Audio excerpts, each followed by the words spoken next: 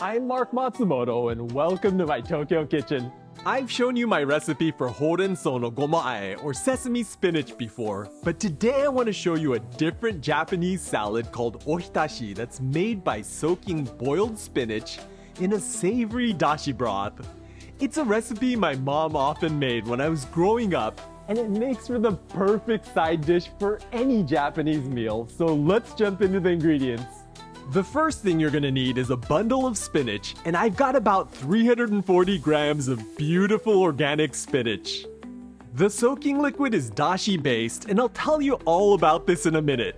We're gonna season this with 1 tablespoon of usukuchi soy sauce, 1 teaspoon of mirin, and 1/4 teaspoon of salt. Dashi is a Japanese soup stock that's traditionally made from kombu or kelp, along with katsuobushi, which is dried, smoked, and fermented skipjack tuna. I've got a dashi recipe I'll link to in the video description below, but most people in Japan these days use faster alternatives, and today I'm using a dashi pack. It's kinda like a tea bag that includes dashi ingredients ground into a coarse powder, so you're able to quickly make an excellent batch of this savory stock.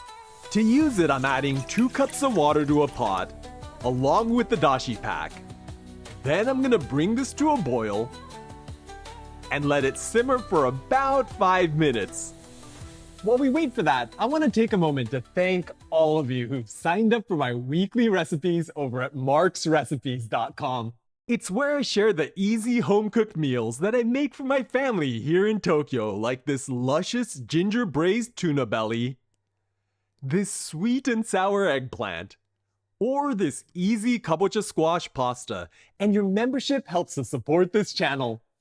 Alright, let's get back to our ohitashi. Okay, it's been 5 minutes and we have this beautiful golden dashi and it smells amazing, so let's measure out 1 cup into a container.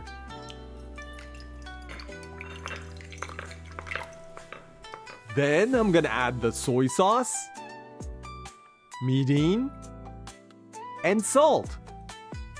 Now we just need to stir this together until the salt dissolves. Mirin does contain some alcohol, but it's so diluted in this dish that it's less than the ABV of a ripe banana or a fresh piece of bread. If you're still worried about it, just substitute 1/4 teaspoon of sugar with a pinch of MSG. To prep the spinach, we want to wash it super well. I usually do this in a large bowl because spinach grows in sandy soil and you can get most of it to settle out in a bowl of water.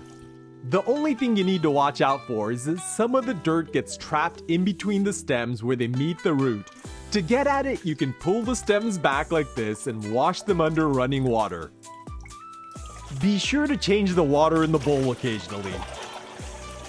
As you can see, there's still dirt coming out of the spinach, so I'm gonna keep washing.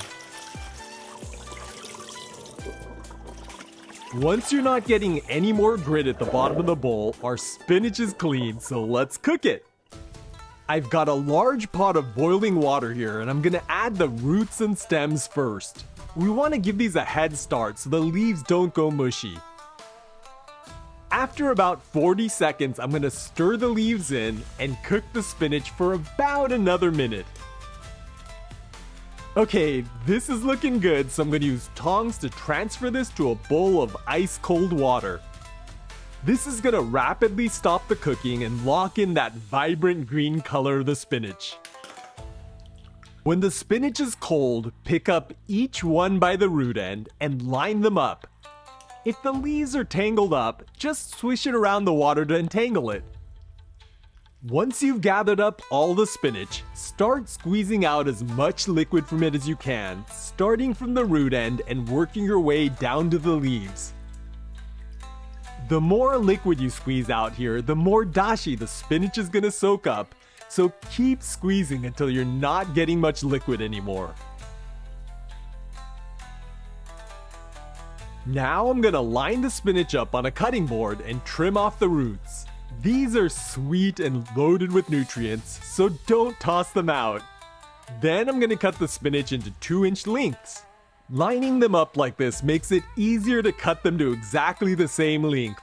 This will make it present better when we plate it, but it won't affect the taste, so don't sweat it if it's not perfect. Okay, now I'm gonna transfer this into our seasoned dashi and let it soak. Ohitashi gets its name from the verb hitasu, which means to soak. So this isn't like dressing a salad, and our squeezed spinach is gonna absorb the flavorful dashi like a sponge. Ideally, you wanna let this soak for a few minutes, but we did a good job squeezing, so I'm gonna plate this up now. Just line the spinach up in a shallow bowl.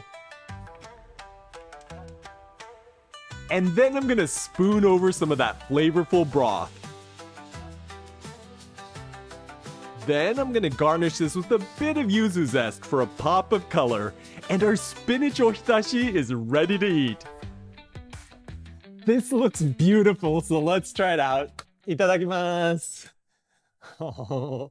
All right, I'm gonna grab some of this spinach and give it a little dip in the dashi. It has a wonderful, crunchy, crispy texture, and with each bite, it gushes out that flavorful dashi. And because we did a good job squeezing out that liquid from the spinach, it doesn't even have a bit of astringency while it's made room for all of that flavorful dashi. I know it may be a little strange calling spinach comforting, but one taste and you'll understand, so I hope you'll give this a try. Well, I'm gonna go have the rest of this with some rice and miso soup, but check out this playlist for more Japanese comfort food, and I'll catch you in the next one.